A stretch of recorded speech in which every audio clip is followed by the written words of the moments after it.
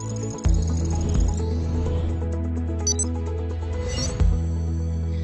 afternoon, everyone, and welcome to Forthright Solutions Spotlight Series. I'm Kristen from Forthright, and we're thankful for your time today. Every month we showcase a different solution from our trusted technology partners that solves a challenge or problem we're seeing in the industry. This month we're featuring ControlUp.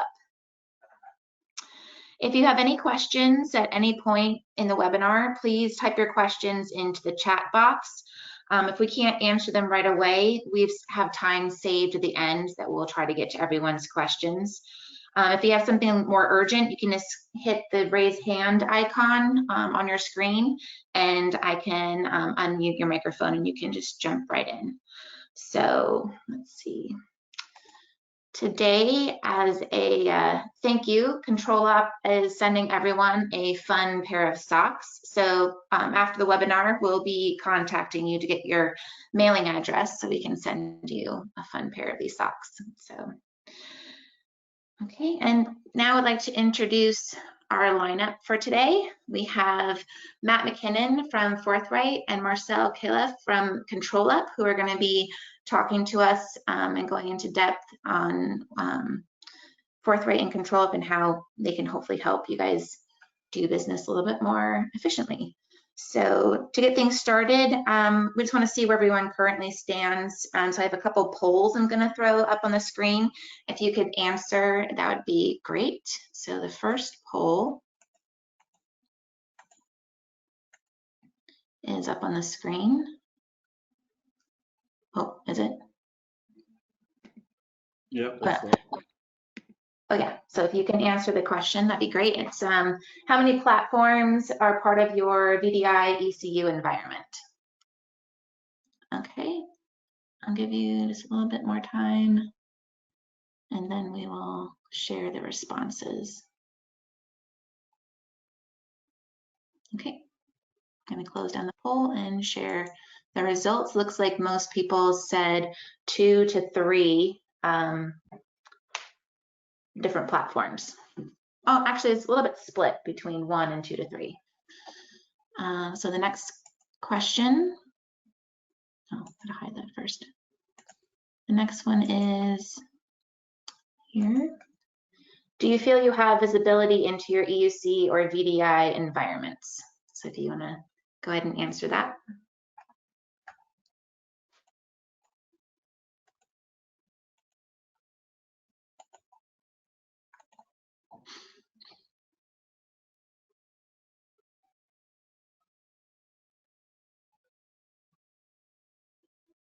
Okay, I'm gonna close that. And looks like most people said they don't really know what's happening in their environment. The next poll question, oh, hide that. Is what percentage of your IT maintenance tasks are automated?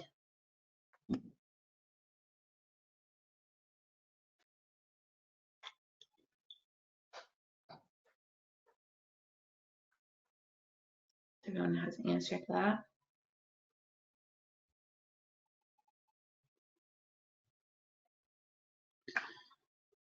Okay, and the answer looks about 50%. And then the last poll question is about how your work from home users are accessing the network.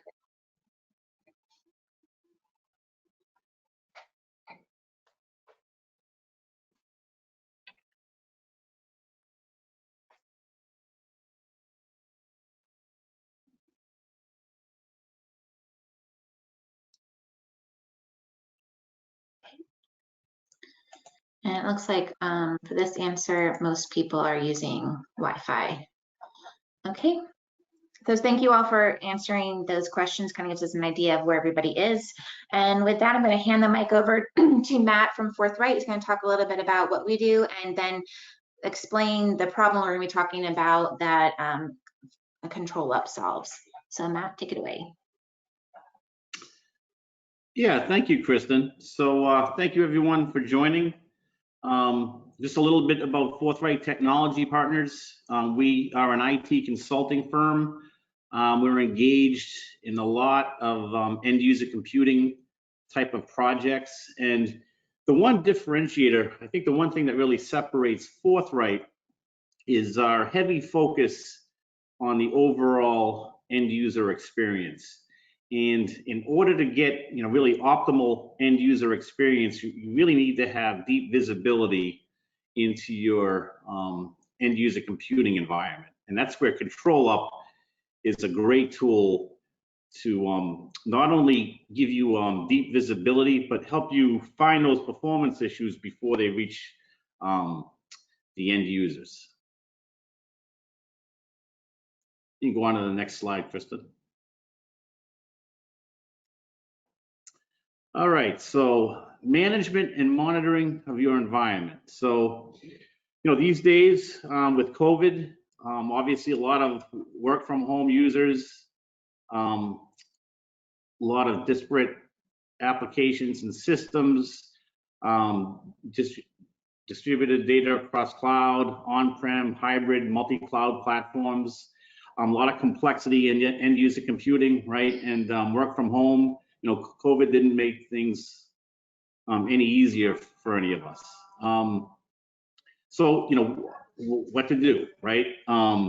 You can increase your team size and such. You can hire more people, or you can make life easier and leverage a solution that addresses really all the management issues you might have in determining what kind of performance issues that might arise. And that's where ControlUp really fits in well.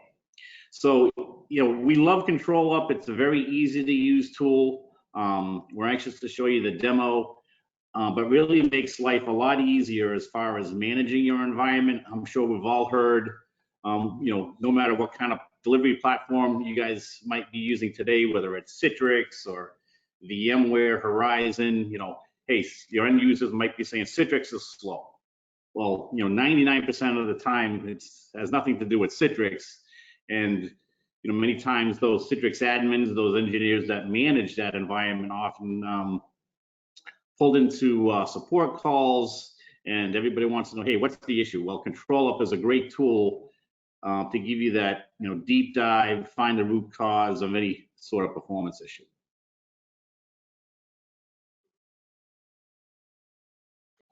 Okay, great. Thank you, Matt. We're going to hand it over to Marcel. Switch the presenter so you can take it away and go into your solution.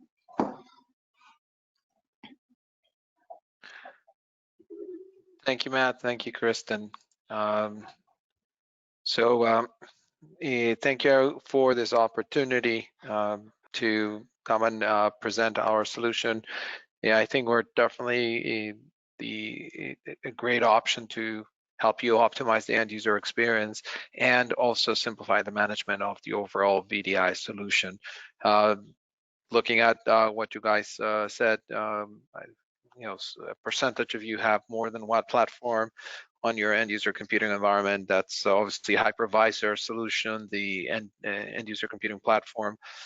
All of those add complexity, necessary pieces of the solution, and ControlUp can bring all of them together into one single place to look at. About ControlUp, we are a venture-backed private company, self-sustained business, grow over the years, over 1,000 customers worldwide. And we work well with all the platforms, Citrix, Nutanix, VMware, Microsoft, NVIDIA. This is again, I want to go quickly through the slides to get to the demo and be able to show you the product. This is our architecture. We use a software as a service, a model in which all the configuration, all the historical databases, all that complexity we provide to you as a service, and all you have to do is just run the console, do the monitoring, and then collect your statistics and historical data after that. And let's jump into the demo. I think that's what we all want to see. And one thing, Matt, please, if you, Kristen, Frank, and work together, keep tap of any questions that might come up from the audience, and then we'll address them interactively, more than Okay. me just going over and speaking for hours. Sounds good. Okay. So what you're seeing is the ControlUp real-time console. You're able to look at all of those components of your end user computing platform, the hypervisors, Hyper-V, vCenters and server, Nutanix, the Citrix site, the brokers, the delivery groups. If you're working on Citrix Cloud, the cloud connectors and the delivery groups over there, the NetScalers, all of that in one single place. And we update information up to every 3 seconds. So if you're trying to troubleshoot and identify an issue, you have it in real time. You're able to track an issue from end to end. So if you're having a problem of performance that it's affecting everybody on your hypervisor hosts, you could quickly identify that you have a hypervisor host in high stress, identify that the issue is data store IOPS, and use ControlUp to navigate into the problem. So the virtual expert will guide you into the layers, the virtual machines, identify within that hypervisor what are the virtual machines that might be causing the problem. Notice how the ControlUp automatically bubbles up the most likely culprit of that issue, and you can keep on drilling into that VM, identify the users that are logged in that VM, and then get down to the processes. And in a handful of clicks, identify the process that is causing that issue in your system, and if you want to, take action directly from here. So again, simplifying the management and help you ensure that your whole end user computing environment is ready and providing a good user experience to your customers. Any questions? No questions so far. No question far. Okay. Okay. Then going into what we could do specifically for end user computing VDI environments, let's focus on the user sessions. And here we could see every user session on the system. You can identify users that are having a stress level because of resource consumption. And this user that we have over here is that user we were looking at before, running IO meter with very high IOPS. And we do have a lot of other users that are not experiencing that much of a resource consumption issue that we want to address, but rather user experience. And I know that one of the ones that we see out there often is logon duration. And with logon duration, we could select, we could look at any one of these and drill down into an analysis of that logon duration. And for example, for one of my users over here, I can see that Jim spent 62 seconds loading his group policies. And then we'll even break down the group policies into the different phases and group policies and help you identify the specific group policy and section of the group policy that's causing you the grief. So in this environment, 49 seconds was just the drive mapping in that department policy, and another 11 seconds from the printers. And that was for Jim. If we look at Dennis, it looks a little bit different. So you could see here the Citrix launch, not really the problem. The network providers, the profile 60 seconds. So I can go look at the profile for him. I can see that his printers took 18 seconds to map, and one particular one took 10 seconds. And the breakdown throughout everything, the Apex, those are the Windows 10 universal apps, loaded pretty quickly, and we're working really hard to break down that section further. This is one of those areas that causes quite a bit of grief from what we see in our customers.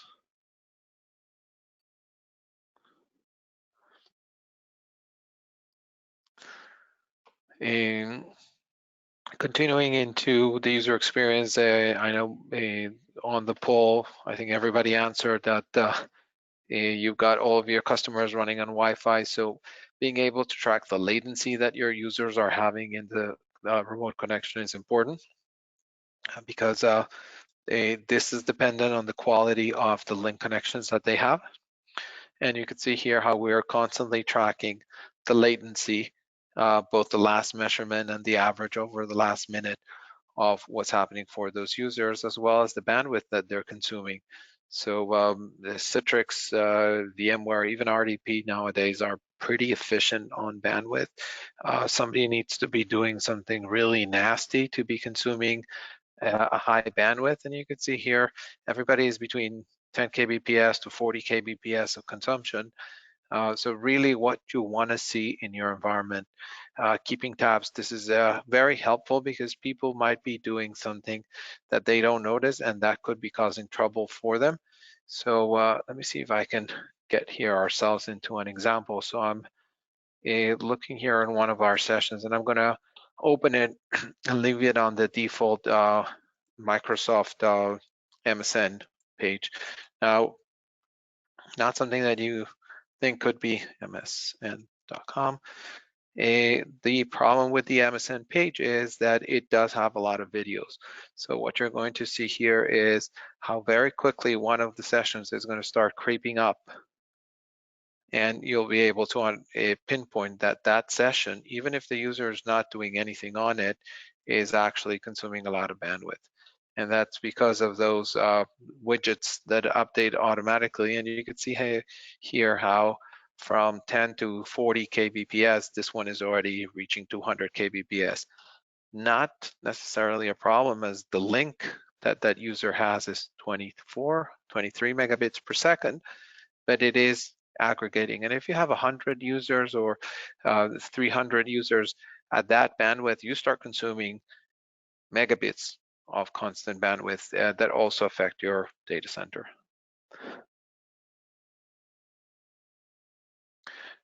Now, this type of information is also aggregate. Yes. Hey, if you don't mind, I'll just jump in for a second. I think one of the important things to, no worries, man. One of the important things that's cool about what you're showcasing here is, you know, in the end user computing space, we tend to deal with scenarios that have multiple data points that lead towards that end user experience. And this is what's so difficult about this, and this is one of the reasons why, you know, Forthright leverages a tool like ControlUp to really try to combine this information into a single aggregate. And so as a user, what they experience is anything that is up in their face and exposed to them. And in many cases, that's probably their Citrix environment, their WVD environment, their VMware environment. That's a splash screen that they see, and then they say, oh, you know, Citrix is the problem, or whatever, one of those other technologies is the problem. I don't want to single out Citrix, of course. However, that's just because that's what's being presented to them, right? And as the people supporting them as IT professionals, we obviously understand there's multiple factors there. But then asking a user to, you know, what are you surfing on the web or those kind of things, they're never going to know. Like, that's not something, I think Marcel here really pointed that out as something innocent. It could have been one of the secondary tabs in one of their in their Edge browser or their Chrome browser, whatever browser they're probably using, and they have no idea, right? So as you know, to them, they're like, I'm just trying to get my job done. We've seen this a lot with you know, organizations that leverage these websites for, say, Yahoo Finance or any of these financial number crunching websites, especially in the financial services industries. And the website is just running in the background. It's a ticketer running in the background. It's constantly updating, consuming all types of bandwidth. And being able to kind of present that information now as an IT professional, you're able to inform the user as to what it is that they're doing and have that insight. And you can see here that Marcel moved over to it. You can see the active application window. And this is really important because now you're talking the same language that the user sees, which is a little different than, you know, asking them generic questions that they really can't. I was going to get there. Hold on. It's probably my favorite feature of ControlUp. You know, getting to the point where you're communicating with the user as to what they're actually able to communicate with you, because it's something that is on their screen in, you know, in real time. And if that wasn't enough, Marcel just jumped into this feature, which I think is really, to me, one of the killer features of ControlUp. This, I can't tell you how much time this saves in a support scenario, where you can set up a screenshot of the user session of what they see. And this is very different than, say, you know, trying to remote control or remote assist that a lot of shadowing solutions have. that's a very involved process. You know, users have to accept something, they don't see the window, or you tell them to go to a website, pop into some code, or this, that, and the other. Right from here, he's able to go into, get a screenshot of this user session, boom, you get to see their session. And even more so, you can even have it where you can have it on an auto update. So while it's not control per se, it is visual, and you can actually walk a user through, and they didn't have to do anything. Now, if for whatever reason you do require approval or notification because you're in one of these regulated industries, well, then you can also accomplish that as well through the different screenshot methods. So anyways, I just wanted to share that because I thought it was really important that, you know, when you're talking about end user computing, something that had nothing to do with the environment itself, especially now with all our remote workers, this is a perfect example of how you can dive into this information and make actionable results. And you're spot on, Frank. We just to bring up another example, you mentioned the tickers and what the financial industries is used commonly. We bumped into an issue on a manufacturing customer where the screen had actually no visible movement. So they had this dashboard that showed the status of the valves of the different hydraulic systems. And when you looked at it, you saw no movement. There was literally nothing changed. Every once in a while, you'd see some number change. But what ControlUp was letting you see here is that was actually getting updated 30 times per second. So there was a massive amount of bandwidth being transmitted over the wire, although the user was not seeing anything. And we were able to show them in this case, right, with ControlUp, we could go down, drill, see the processes that were running behind that dashboard, and help the customer work through the problem, which was getting that application to refresh at a normal rate, maybe once every 5 seconds, or whenever there was data on the screen that actually needed to be refreshed, not a constant refresh of a white page. So thank you for that feedback, Frank. Always, man. Now it's definitely we're always improving, whether it's this application title, which was one of the latest thing we put in. Yesterday when we were preparing for this with Matt, we also share that we do have a common customer in the healthcare industry that moved from Citrix on-prem with the brokers and the storefronts to Citrix Cloud, and we have that ability to drill down into the cloud connectors now and pinpoint are my connectors ready or not ready, or do I have one connector that is not currently connected to the backend, and am I running on the latest version, or is my version of Cloud Connector outdated? We also have the ability to see is the Cloud Connector in maintenance or not, and you can see this is something that I don't know where you set it up. I've seen some customers that can do it, but if it definitely have that visibility, and even the new Cloud Connectors, which are not Windows based, you could see them here. Currently we're running all Windows. And obviously bringing that all that ability to see the delivery groups that we've had on the Citrix on-prem, we already have also for Citrix Cloud.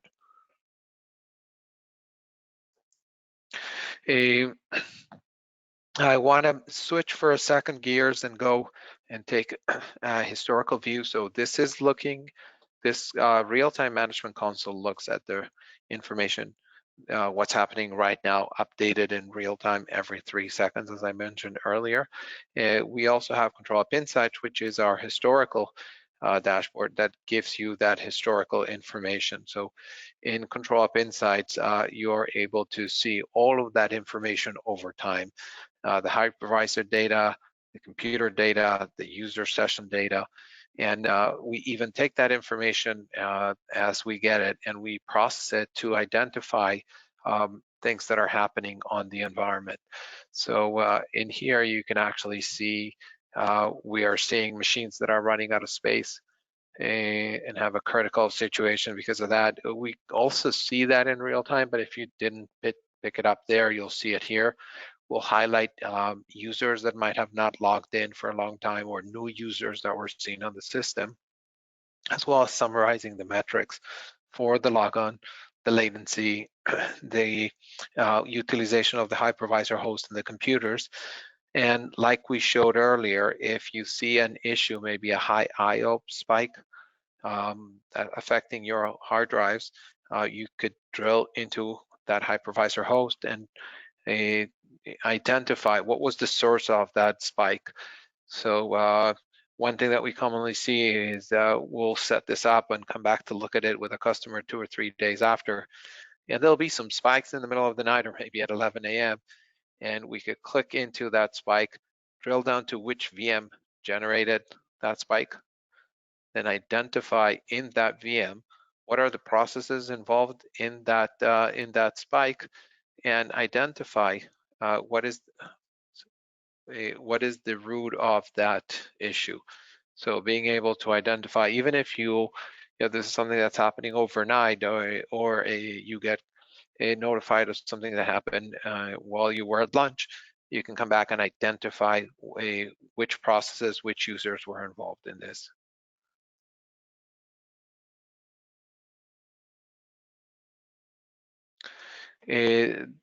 The other thing is you are also able to look at your protocol trends and identify what are the trends in your user latency, whether it's on the last day, the last week, the last month, or even over the last year. So this is actually going to bring up an interesting graph. Let me let it refresh for the 1 year. And what we'll see is how we actually have had some of our branches that over time, they're just no longer there. So our headquarters, for example, hasn't had any use there. We haven't had anybody connect since mid-February when we actually moved everybody off there. And our development center on the green line over here, they were closed for most of March or worked from home for most of March and April. And over the last couple of weeks, they've also kind of moved back into that remote work. So you definitely can use this to identify and identify trends over time for a specific location or a really bad day in one of your locations, and identify those users that are having bad user experience. This is the protocol latency. So anything below 100 milliseconds of latency on any protocol, RDP, Citrix, or VMware, Blast, or PC over IP is great. 200, 300 is not so nice. And somebody that had a 2000 millisecond latency probably was an unusable session at that point in time.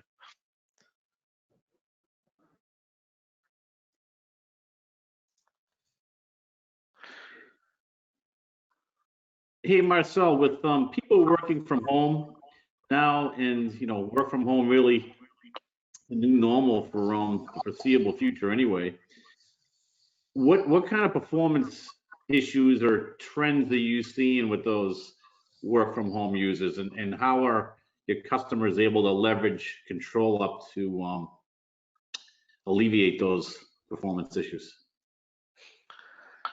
So this what you're able to do here is leverage ControlUp to identify behaviors, whether it's latency or number of processes or intensive consumption of resources for a specific user, and being able to drill down and pinpoint what the root cause of it is.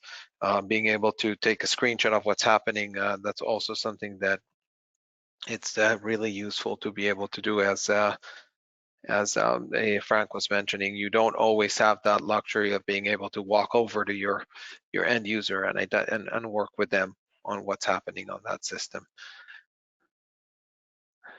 Now, all of these user information, including the protocol information for all the protocols I mentioned, Citrix, VMware, and RDP, we're able to capture it from the virtual infrastructure. There's no need to install anything on the user's computer.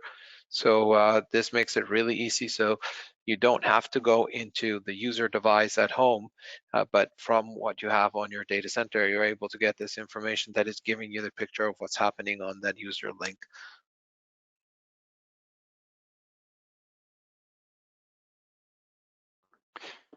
An area that I also think it's interesting, and I don't know if you were to cover it, is around the triggers and what we can do with setting up certain triggers. I recall recently we were chasing down an error that users were able to tell us about, and it was obviously causing a lot of issues for their day-to-day operations. So what we were able to do is we were actually able to set up a trigger so that when the active window became an error, we actually could use that and take a screenshot of that actual error so we could see what was happening. This was actually extremely useful because far too often as IT professionals, we would say, oh, okay, when the error happens again, give us a call. And I can tell you that while good intentions are that they want to help you and to solve their problem, they're probably in the middle of something else, and therefore they need the ability for you to see that error happen and are able to then respond towards it without necessarily having their involvement. So when we're talking about user experience, this is an area where if you wanted to get you wanted to flip the script on your users, you could call them and say, hey, I saw that you got this error, and I'd like to go ahead and take care of this problem for you, as opposed to waiting for them to call you. And that is definitely one of those ways that you'd be able to do that through ControlUp. So just thought I'd say that. Mm-hmm. No, definitely. Let me try to. So I'll use a command prompt. Kind of highlight that, try to reproduce that live here with you. Let's go ahead and try it. Just a second, I'll gotta switch my my screen to show the whole desktop. Okay. Can you see my screen now? So you should be able to see. Okay, awesome. So what I'm going to do is on this Windows desktop over here, I'm actually going to manipulate the title of the command prompt to have error. If I can type it correctly. Now you could see that reflected immediately over here. And so I know it's kind of an eye chart now, but we do have the ability to say, okay, the application title could include error. So I'll change that to something else, and let's create a trigger that will actually look for that error window. Am I walking down the path that you were presenting earlier? Okay. Yes. So this is exactly what we had to do. I'm going to look at a session record, and again, pardon me for the switcheroo. I do want to keep this. There, you should have easier to look. So I'm going to create an incident trigger for a session where the session includes in the application title error, no typos, right? In the application title, there will be error. And if that happens, we are going to add a follow-up action. And I think I have a follow-up action that includes to bring up a message. And again, you could create a message. Okay, I'll log off the session. Is that okay with everybody? So we'll get to see it once. Yeah, we could look for a message user. I'm not finding that.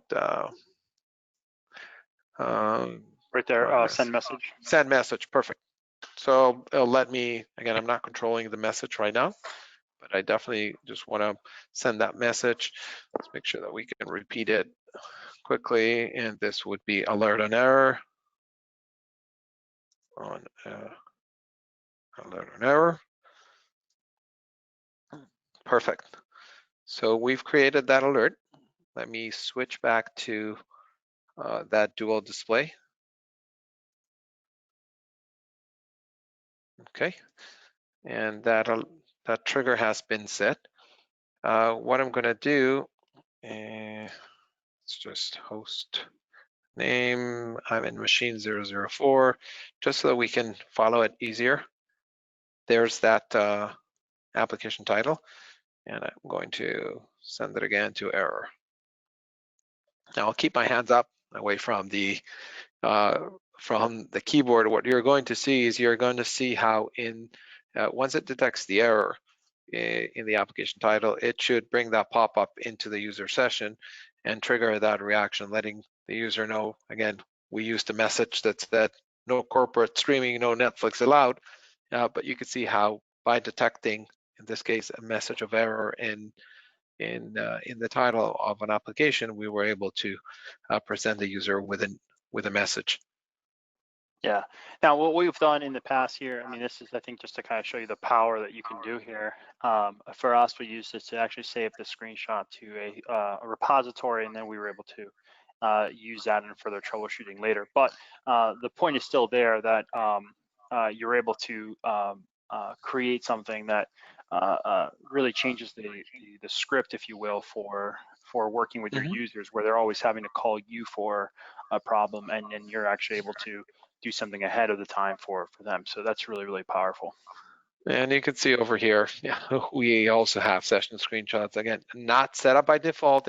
It's just a matter of you have the script. All you have to do is determine when do you want to capture it. And you definitely get those screenshots, of what's happening.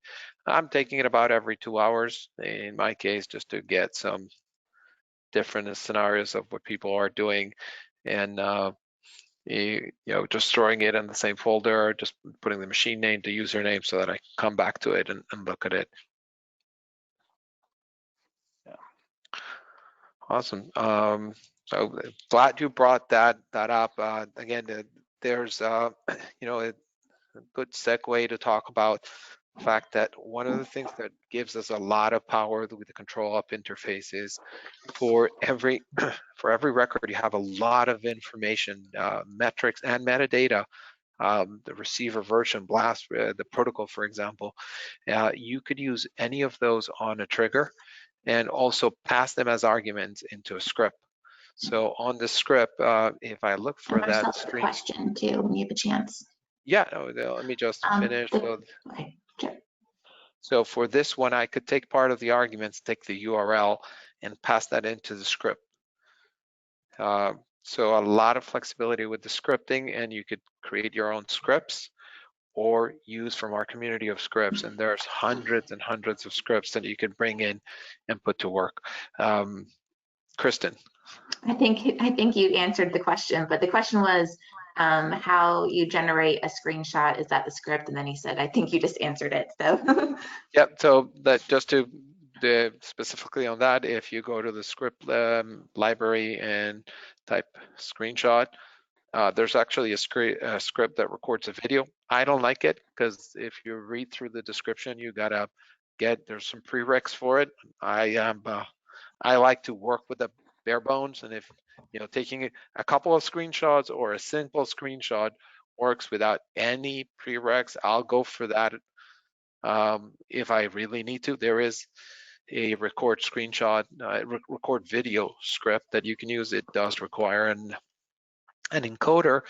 And there's an example, which I don't know if it's published over here, where one of our in-house CTPs, he actually wrote a script that will not record the session, but will take notes and put them on your Citrix session recording. So one of the challenges, even if you're using Citrix session recording, is you might end up having hours and hours and hours of video recording, and going back and trying to find the point where the user had the problem might be challenging. But if you're using our you use that script that will detect one metric, one interesting data point, and put a note on the Citrix session recording, it basically enhances the capabilities that you have. That's actually pretty awesome. And again, Doug, if you are on you can post a video. I know we have it on a video. We could make that available. It's a quick demo where he shows how he generates an event, and that event is captured by ControlUp, and the annotation is made on your Citrix session recording, thus making it you literally have already that bookmark on your session recording for that event.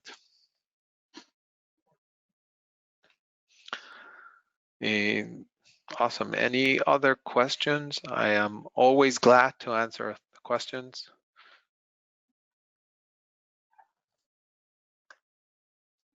What I want to mention now is just about the architecture. So again, I showed this at the beginning. ControlUp is really simple to deploy. What you download from the web is a ControlUp real-time console. It is the executable that you will use to run and monitor your environment. It also contains all the different components that you might need, and from it, you could deploy the monitor service that will aggregate data and trigger any automations and alerts that you need. It'll also have the components to monitor your Windows machines and the capability of using the API for connecting to the hypervisor platform, the Citrix environment, near NetScale as well. And you could even throw this on bare metal servers. So if you still have one old domain controller or SQL box, you could throw in ControlUp on that and get monitoring on those physical machines as well.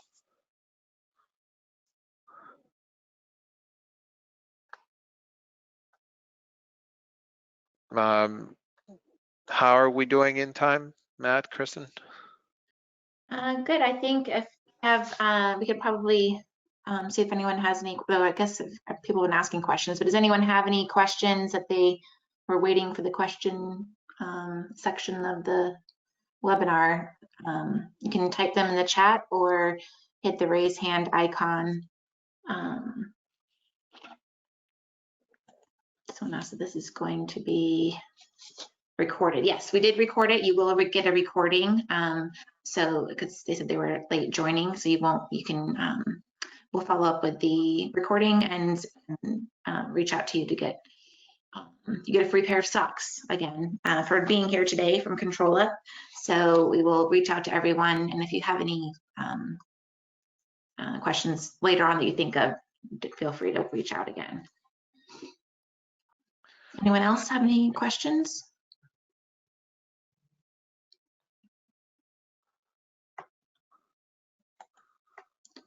Frank or Matt, was there anything you wanted to add?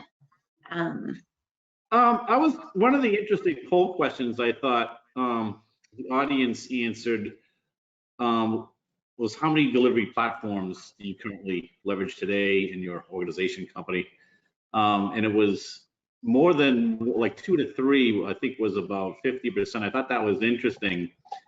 So let's just say you have like a Citrix environment, maybe you have a WVD environment that you're rolling out for a different use case, even some Verizon users. Marcel, I'm curious, I know one of the really cool things in ControlUp, so I know it's a very easy to use tool, but one of the cool things is how you're able to manage those different platforms with one console. I'm curious, how many, if you were to guess, how many of your customers leverage it for just more than one delivery platform? Maybe they have Citrix and Verizon, Amazon Workspaces and such. So, we usually have them approach us because of a specific use case, but once they start seeing the potential, you'll get, if it's a university that's using Citrix for the medical school, they'll suddenly realize that they can use this also for some of the labs on the engineering department, and the platforms might be the same technology or different technology, but it's really easy for them to integrate it. Another use case is VDI at the end of the day is not 100% of the IT business, but only a portion. And the VDI team might bring us in sometimes in a small potential, and there's a huge environment behind it doing virtualization, and they can also leverage ControlUp, and then they'll take it on and also use it as their go-to tool for troubleshooting those virtual environments.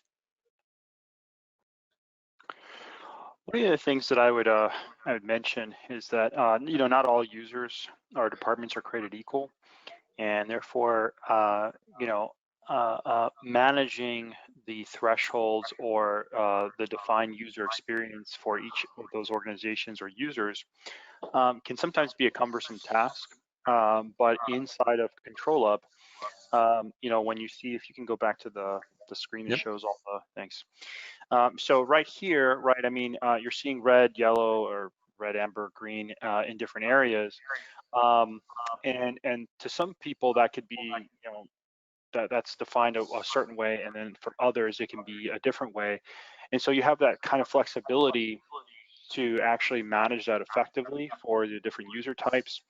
And therefore those thresholds are easily adjusted. And they actually leverage your tree view on the left-hand side. And these can be a logical representation, it could be physical representation, whatever you'd like them to be. And the nice thing about that is that for some users, 3 gigs of RAM is probably more than enough for a simple task type user, but more of a power user, they're pushing 6 or 8 or something like that, or CAD users are pushing 12. Why have the entire board lit up like a red Christmas tree if for whatever reason some actually need it to be need to be adjusted? You can do that, and I think that's part of the important thing to do. When you're implementing a tool like this. Otherwise, the out of the box is good, but it's designed for a certain type of user. It's not fun for everybody. And when you're thinking about UX, just recognize that that's something that's important to understand the individual users and use cases. Yeah, and log on duration is one of those that there might be users that they have a profile that requires them to be load specific apps during the load time, and you understand that yes, it could be better, but for their use case that is the norm, right? Whereas you might have other users that 7 seconds is the norm, and you could set those thresholds differently for the different groups, and you could do that in as many folders as you want. And ControlUp is really easy to do that. And when you make a change in any of the folders, and let me just bring it up, we'll leave the breadcrumbs throughout. So when you make a change in the memory, for example, as you were mentioning, you'll see that there's a breadcrumb there on the Citrix Zen Desktop folder. If I go to the Zen app, that same measurement is at the default. Because for the Zen apps, the value is different than for my Zen Desktop. So you definitely have that flexibility, and we will use this information breadcrumbs throughout to let you know where you've made specific conscious decisions to treat things differently. And Marcel, you can also use it to modify the roll-up values, right? Like CX and stress, correct? Yes, yes. And you could do that all the way up to the folder. So in the folders you have, for example, how are you defining what a critical machine or a critical session is, right? It might be different on different machines. The CPU might be, you might consider that CPU machines that are Zen apps will be a 30, 40, 50% CPU, and that is normal. Whereas those values for Zen Desktop will be looked at as errors. And you could do it on the roll-ups for the folders or the stress level. Again, you have full flexibility. We don't get into that a lot, at least at the beginning, but you can move all those metrics. It's just an arithmetic operation that it's adding up and determining the stress, and you have full flexibility on determining what's important to you. I have another question. Mm-hmm. David says, we often come across a process fully hogging a CPU with a VM with 4 CPUs, so the CPU utilization only shows 25%, so I don't get alarms. May I ask for a recommendation on how to detect this? Okay, so one thing when it comes to CPU, and I think this is this might, let me see if I can explain this easily.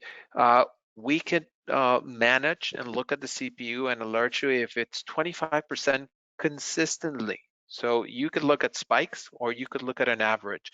For CPU particularly, we look at when a user is over here, these 2 users that are spiking, okay, they're being flagged as yellow and generating stress, not because of the 25%, but because it's 25% consistently.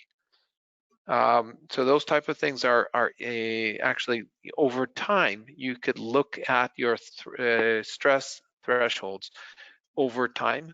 And I'm getting a little bit into the weeds here on how we do the stress, but it's a perfect example where you can actually look at the severity just by the default value, but the current value, the maximum, the minimum, or the average, which enables you to look not just at a little spike, because I always say every process will spike to 100%, but if it's consistently on average, or if it's in the history, everything that you have is exceeding certain values, you definitely want to look into it.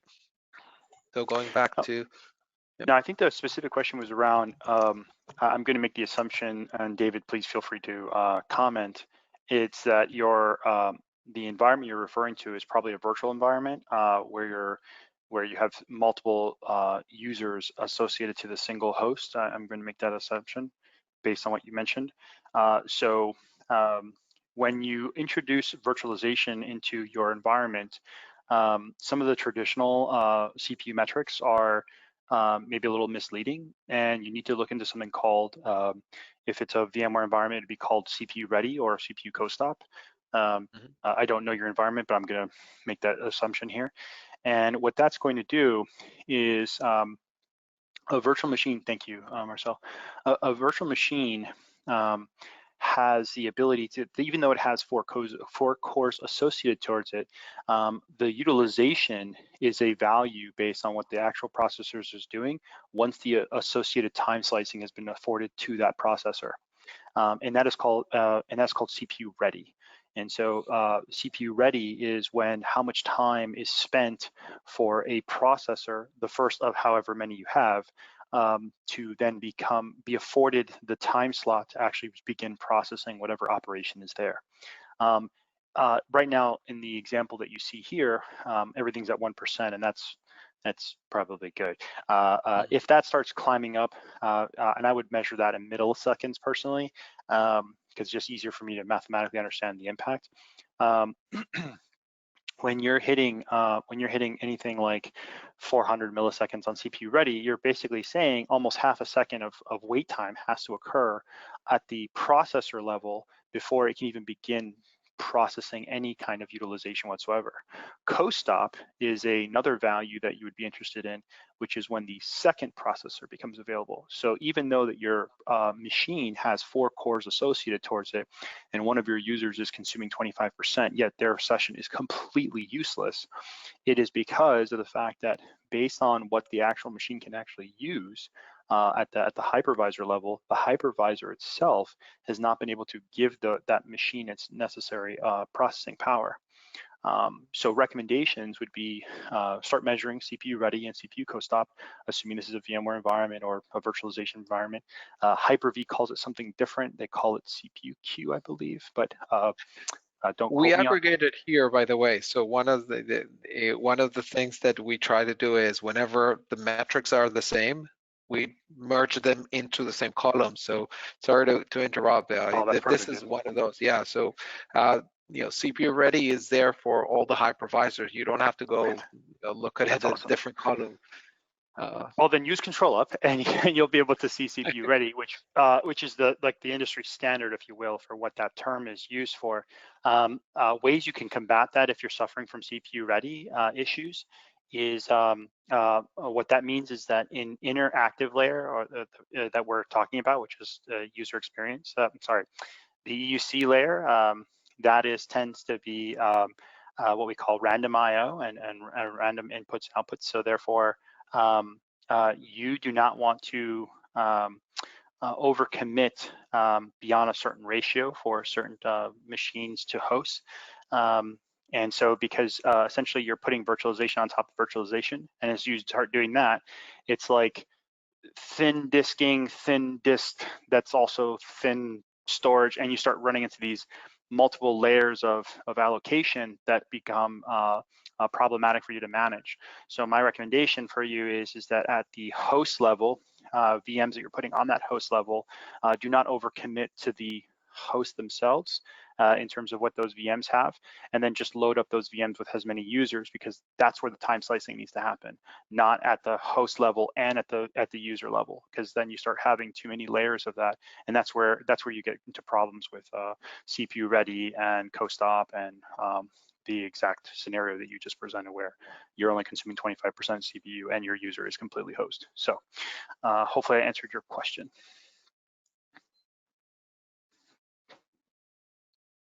David, feel free to type in the chat and Kristen will let us know. Yeah, he said that was a good answer. Thank you. Oh, okay. Yeah, that's actually an awesome question. That's one of the #1 things we run into in most virtualization environments, is that prior to virtualization, we can thank VMware for this, you really didn't have this problem, because what you have associated to the host or the guest operating system is what you had, right? It is a 4-core, 2.6 gigahertz, and it had it all in its glory, whether it was using it or not. And that's why, you know, you were loading up these VMs and making them really, you know, powerful and whatever. And then when we introduced virtualization, we never actually gave people the ability to understand the time slicing mechanism, and that became very problematic. So yeah, watch CPU ready and CPU co-stop if you can. You'll see it. I see you put the ratio up, by the way. That's actually a great metric. So that's a calculated field, right? That we have going on here. Yeah, and then again, what we have as the, you know, the trigger is 5. So if you overcommit 5 to 1, your virtual to physical CPU, it starts going yellow, and if you ignore it and go over 10, it'll go red. I've never seen anybody not bend, you know, completely fail before, you know, once they start going over 5.